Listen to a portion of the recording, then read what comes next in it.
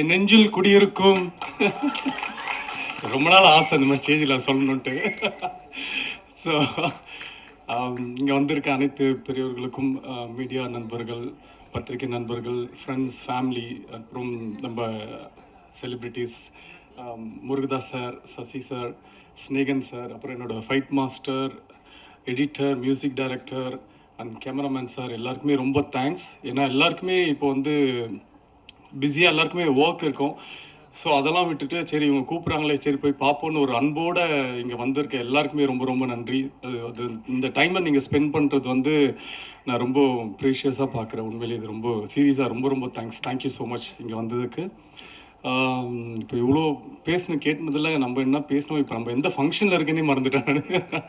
So எனக்கு actually வந்து ஜென்ரலாக உங்களுக்கு எந்த டைரக்டர் ரொம்ப பிடிக்கும் அப்படின்னு என் ஃப்ரெண்ட்ஸ் சர்க்கிளில் ஃபேமிலிஸ் எல்லாம் அப்பப்போ கேட்பாங்க. நான் எப்போவுமே சொல்கிற ஒரே பேர் வந்து ஏஆர் முருகதாஸ்.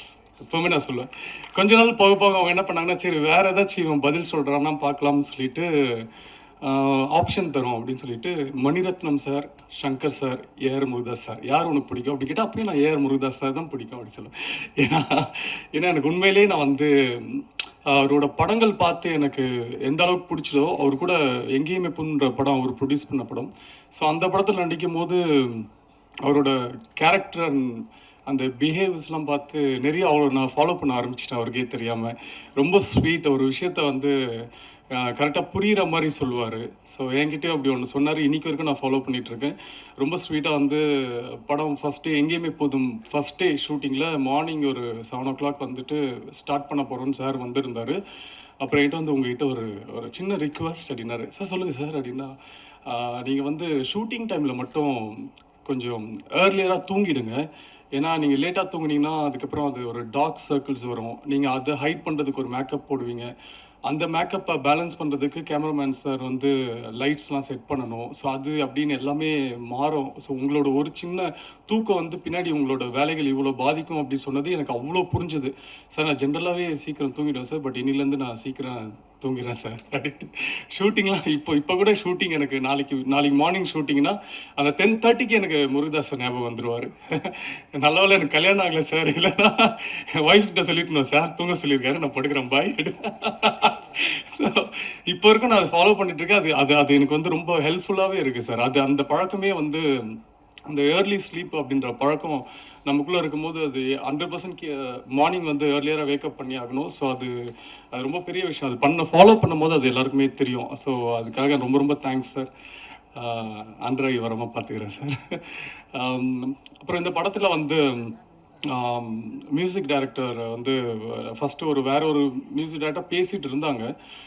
அதுக்கப்புறம் டிஸ்கஸ் பண்ணி டைரக்டர் சார் வந்து இப்போ மூக்குத்தி அம்மனோட மியூசிக் டைரக்டர் தான் நம்மளுக்கு அப்படின்னாங்க. ஓகே சூப்பருங்க, வெரி நைஸ் அப்படின்னு சொல்லிட்டு ஃபஸ்ட்டு சாங் கம்போஸ் பண்ணிவிட்டு அந்த சாங்கை வந்து கேட்டேன் நான். அதோட ஒரு ஃபஸ்ட்டு ப்ளே பண்ண ஒரு 30 செகண்ட்லேயே தெரிஞ்சிச்சு, ஆஹா மாட்டினார் அவர் நல்ல மியூசிக் டைரக்டர் நம்மக்கிட்ட அப்படின்ட்டு. அக்காடி சாங் தான். அக்காடி சாங் வந்து நீங்கள் ஏர்பாட்ஸில் கேட்கும்போது அவ்வளோ ஒரு குவாலிட்டியாக, அவ்வளோ ஒரு புதுசாக, இது கண்டிப்பாக எல்லாருக்குமே பிடிக்கும் அப்படின்ற மாதிரி இருந்தது.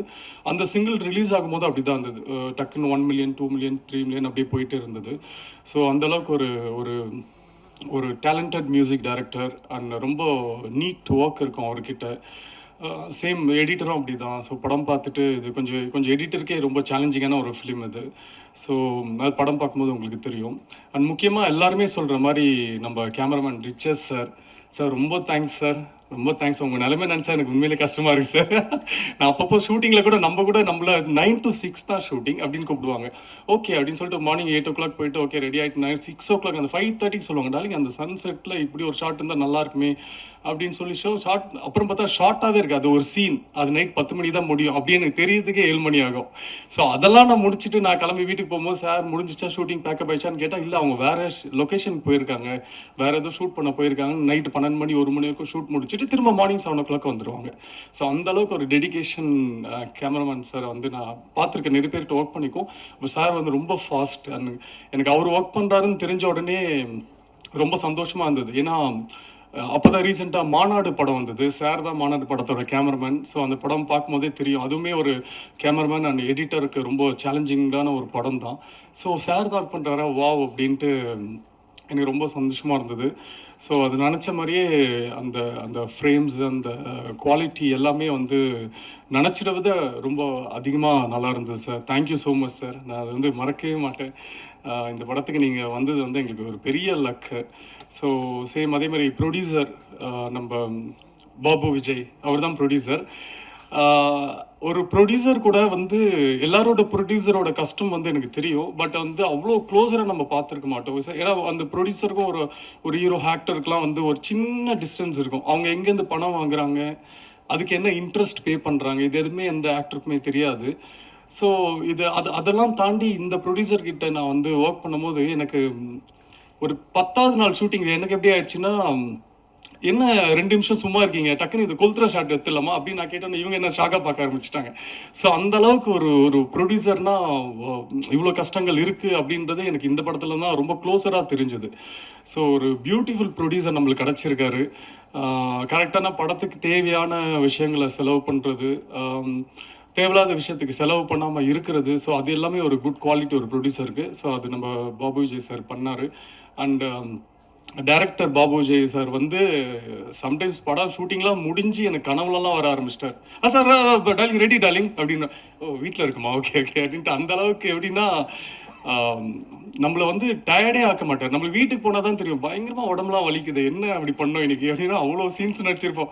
ஒரு நாள்லேயே ஒரு 150 சீன், படத்துலேயே 60 சீன் தானே பாருங்க அப்படின்ற மாதிரி எடுத்துகிட்டே இருப்பார். நம்மளுக்கு டயர்டே ஆகாது. ஆனால் ரொம்ப இன்ட்ரெஸ்டடாக நம்மளை அந்த அந்த ஒரு பவருக்குள்ளே கொண்டு வருவார். கொண்டு வந்து வேலையை வந்து கரெக்டாக அவருக்கு வேலையை வாங்க தெரியும். அதே மாதிரி ஏதாச்சும் சின்ன சின்ன சஜஷன் சொன்னால் கூட வந்து அது ரொம்ப அழகாக எடுத்துக்க மாட்டார். இல்லை நான் சொன்னதே நல்லா இருக்கு, அதே பண்ணலாமே அப்படின்னு சொல்லுவார். அதுக்கப்புறம் அவர்கிட்ட ரொம்ப செல்லம் டார்லிங் அப்படின்னா இது வந்து இப்படி பண்ணால் நல்லா இருக்குமே, இது பண்ணுறது வந்து விஜயகாந்த் சார் பண்ணுற மாதிரி இருக்குது, நான் வந்து எப்படி அப்படின்னு சொல்லி கொஞ்சம் கொஞ்சம் புரிய வச்சதுக்கப்புறம் அவருக்கு வந்து ஒரு ஒரு கம்ஃபர்ட் லெவல் வந்து ஒரு வாட்டி பண்ணி காட்டுங்க பார்ப்போம் அப்படின்னு நம்பிக்கை இல்லாமல் கேட்பார். அது பண்ணி காமிச்சதுக்கப்புறம் அவர் ஓகே இது ஓகே அப்படின்னுவாங்க. ஸோ அவர் அதே மாதிரி தான் அவர் வந்து ஃபஸ்ட்டு என்கிட்ட வந்து கதை சொல்லும் போது, கதை சொல்கிறதுக்கு முன்னாடி எனக்கு ஒரு பல ஃபோன் கால்கள், எங்கேயுமே புதும் டைரக்டர் சரவணன் கால் பண்ணார், தனஞ்சயன் சார் கால் பண்ணாங்க. அப்புறம் நிறைய பேர் எனக்கு கால் பண்ணி இந்த மாதிரி இப்போ யாருப்பா அந்த பாபு விஜய் அப்படின்னு, நான் தான் நெக்ஸ்ட் ஃப்ரைடே மீட் பண்ணுறேன் என்ன, அப்புறம் டெய்லி எல்லாரும் கால் பண்ணுறீங்க, அப்புறம் இது ஃப்ரைடே இருக்கும் இது தாங்காது அப்படின்னு சொல்லிட்டு நான் அவருக்கு கால் பண்ணி நீங்கள் நாளைக்கே வந்துடுங்க சார் அப்படின்னு சொல்லி கேட்டு அவர் வந்ததுக்கப்புறம் எனக்கு எல்லாருமே இவரோட கதையை கேட்க சொல்லி தான் கால் பண்ணாங்க. பட் இவர் அவர்கிட்ட ஒர்க் பண்ணாருன்னு எனக்கு தெரியாது.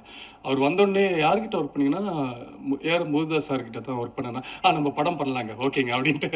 ஏன்னா சார்கிட்ட இருந்து வராங்கன்னா அவங்க வந்து கண்டிப்பாக ஒரு பெரிய ஒரு குவாலிட்டி இருக்கும் அவங்ககிட்ட. அவர் ஒரு ஒன்லி சினிமா தான் பேசுவாங்க. நம்ம எங்கேயுமே புதும் சரவணன் சாராக இருந்தாலும், அது சார்கிட்டேருந்து நம்ம பாபு விஜய் வந்தாலுமே அந்த சினிமாவோட அந்த பேஷன் வந்து அவங்ககிட்ட பார்க்கலாம். அது நிறைய நம்மளும் லேர்ன் பண்ணிக்கலாம். இப்போ சாரோட படத்தில் போய் ஒர்க் பண்ணி லேர்ன் பண்ண முடியாததெல்லாம் அவங்களோட அசிஸ்டன்ட் படத்தில் ஒர்க் பண்ணால் லேர்ன் பண்ணிக்கலாம். ஏன்னா ஆல்மோஸ்ட் அவங்களோட பேட்டர்னில் தான் இருப்பாங்க. ஸோ எனக்கு கதை சொன்ன உடனே ரொம்ப பிடிச்சது. அண்ட் அவர் ஒரு நம்பர் ஆஃப் டேட்ஸ் சொன்னார். அதோட ரொம்ப ஏர்லியாக தான் படம் முடித்தாங்க. படம் வந்து ஒரு ஒரு ஃபர்ஸ்ட் ஆஃப்லாம் வந்து இப்போ எல்லோரும் சொன்னாங்க படத்தில் நிறைய நம்ம நம்ம மாண்புமிகு தமிழக முதலமைச்சர் விஜய் அண்ணனோட சாயல் இருந்தது அப்படின்ட்டு.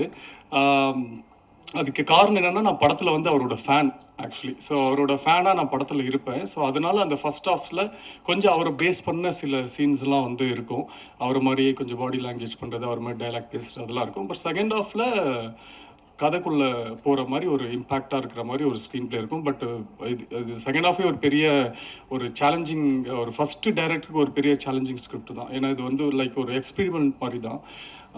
அவர் நினச்சாருன்னா ஈஸியாக ஒரு கமர்ஷியலாக ஒரு செகண்ட் ஹாஃபில் அது கொண்டு போயிருக்கலாம். பட் அவர் எந்த இடத்துலையுமே அதை விடலை. நான் கூட ஒரு இன்ட்ரோல் பேக்கில் கூட நீங்கள் ட்ரெய்லரில் பார்த்த டைலாக் கூட நான் கேட்டிருந்தேன், இது இன்ட்ரோலில் இருந்தால் நல்லா இருக்குமேன்ட்டு. பட் அதுக்குமே அழகான ரீசன்ஸ்லாம் வச்சுருந்தார். இல்லை இப்படி வந்தால் ஹீரோயிசமாக போகணும் செகண்ட் ஹாஃபில், நம்ம கதை அப்படி பேஸ் பண்ணி இல்லை. ஸோ அப்படின்னு சொல்லி படத்துக்கு என்ன வேணுமோ, ஒரு ஹீரோக்குன்ட்டு ஒரு இம்பார்ட்டன்ஸ் மூவியில் இல்லாமல் அந்த கதைக்குன்னு ஒரு இம்பார்ட்டன்ஸோட ப்ளஸ் ஹீரோவை மாசாக எப்படி காட்டுறதுன்னு அந்த அளவுக்கு ஒரு ஒரு பேக்கேஜாக அவர்கிட்ட இந்த படத்தை எடுத்திருந்தார்.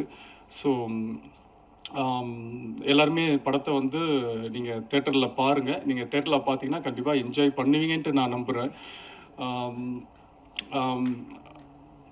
அவ்வளோதான்ல. இல்லை இப்போலாம் எது பேசினாலும் பயமாக இருக்குது.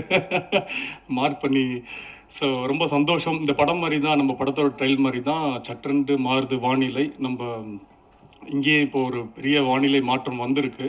இந்த மாற்றம் வந்து இதுக்கப்புறம் எப்பவுமே மாறாது அப்படின்னு நான் நம்பிக்கையாக இருக்கேன். உங்களுக்கெல்லாம் பிடிச்ச ஒரு கிளைமேட்டாக தான் இனிமேல் இருக்கும் தமிழ்நாடு. ஸோ ரொம்ப தேங்க்ஸ் எல்லாருமே இந்த படத்தை வந்து தேட்டரில் வந்து பாருங்கள். இங்கே வந்த எல்லாருக்குமே ரொம்ப ரொம்ப நன்றி. Thank you so much. தேங்க்யூ.